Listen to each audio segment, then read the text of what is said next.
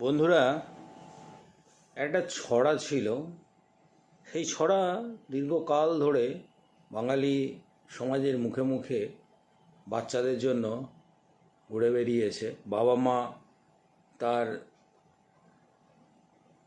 ঘুমের সময় ঘুম পাড়ানিয়া কবিতা হিসাবে ইউজ করেছেন, বাচ্চারা এই নিয়ে কবিতা পাঠ করেছে বারবার। কিন্তু এটা শ্রুতি কবিতার মতোই থেকে গেছিল। কখনো হচ্ছে যে কাব্য পুস্তকে স্থান পায়নি।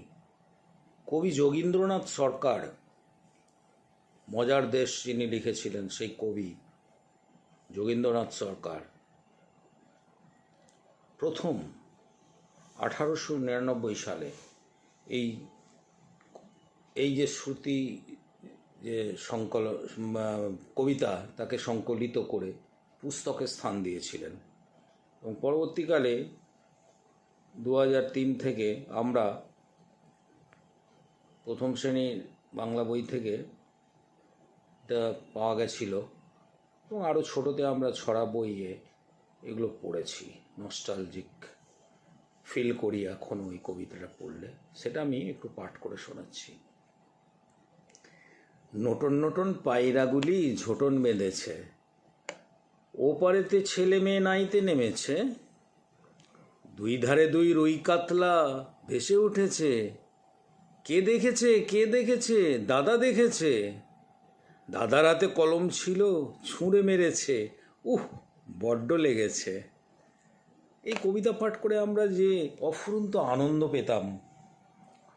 বড্ড লেগেছে, দাদার হাতে কলম ছিল ছুঁড়ে মেরেছে, এইগুলো নিয়ে। আর সেই নটন নটন পায়রাগুলিকে আমরা যখন চাক্ষুষ বাস্তবেই দেখতাম যে তারা নাইতে নামতো, ওপাড়ার ছেলেগুলো যখন নাইতে নামতো, তখন পায়রাগুলো ঝোটন বেঁধে থাকতো। তো অসাধারণ এক কবিতা আমরা পাঠ করলাম। অসাধারণ এক কবির হাত দিয়ে এরা পাঠ্যপুস্তকে স্থান পেয়েছিল। নমস্কার বন্ধুরা, ভালো থাকবেন। হোলির শুভেচ্ছা জানাই সকলকে। হ্যাপি হোলি। বড়দের শ্রদ্ধা, ছোটদের নমস্কার, প্রীতি, ভালোবাসা। Happy mind, happy health.